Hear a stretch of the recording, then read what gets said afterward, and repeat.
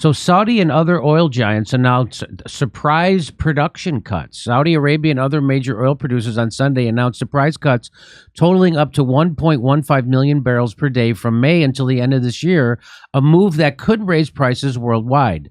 Higher oil prices would help fill President Vladimir Putin's coffers as his country wages war on Ukraine and force Americans and others to pay. So this, again, is backfiring on America so hard, and it's helping Russia. So why do you think, Professor Wolff, why do you think Saudi Arabia is doing that? Why do you think they're cutting production right now at this time? Of course, the United States doesn't want them to do that now because they think it's going to help Russia, which it is. So what do you say about that? Well, there are two or three things at least that are going on. Number one, Saudi Arabia depends on basically one thing in the world, selling that oil. And so for them, that's the number one financial issue.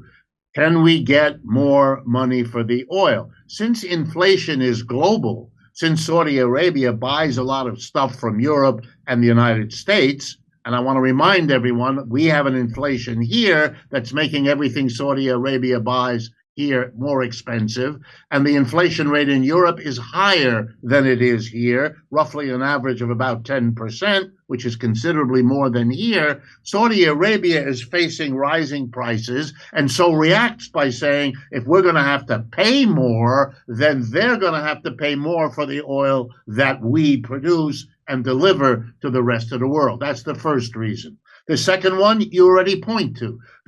Saudi Arabia has overcome its traditional enmity with Iran with that peace arrangement that was brokered by the Chinese. That is a momentous shift of the Saudi Arabia political alliance from the United States in the West to China, India, Russia in the East.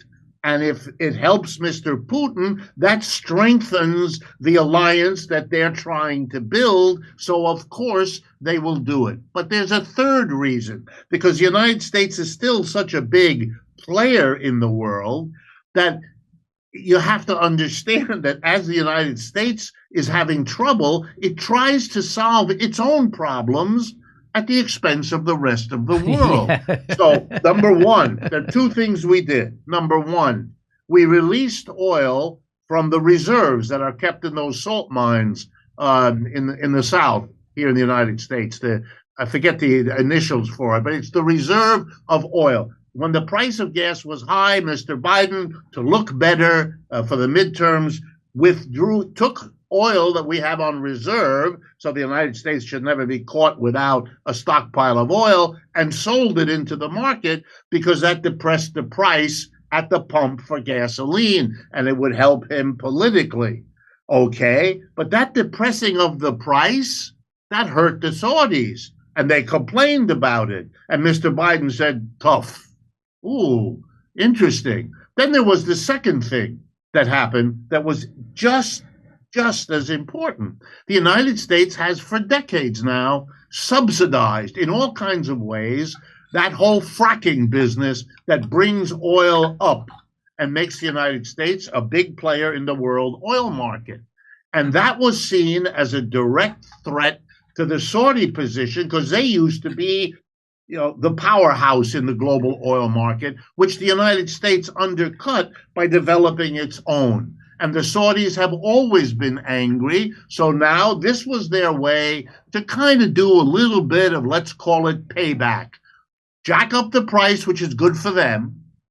Help Putin, who's their new ally, and poke back at the United States to say, if you're going to play around with the oil market, then we want you to understand we're going to play around too. And because the world has changed, the United States keeps being surprised by what it should understand. So, okay, so that pretty much covers this whole story. I don't have to. So the oil price suddenly rose $10 per barrel as OPEC overnight decided to cut production.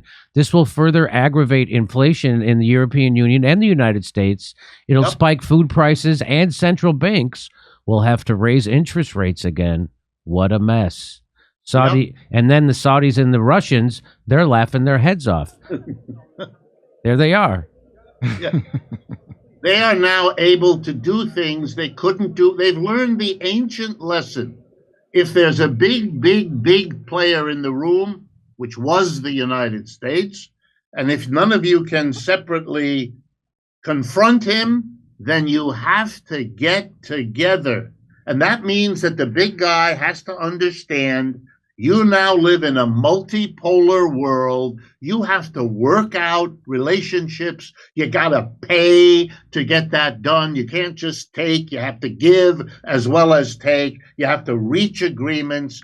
Most of those players in those other countries that we've been talking about, they're not above cutting deals. That's who they are. They do that in their own country, pretty much the way it's done here. These are mostly capitalist countries. You could work stuff out with them unless you are so wrapped up in the unwillingness to face the decline of the system you grew up in that you're blind and you can't see straight. And then you get into the cascading problems. You know, they're becoming to the point in this country, and I say this as an economist, there are too many problems piling up at the same time. You can't deal with them all with one or the other policy, and you are bouncing around like a cue ball on a pool table that's out of control.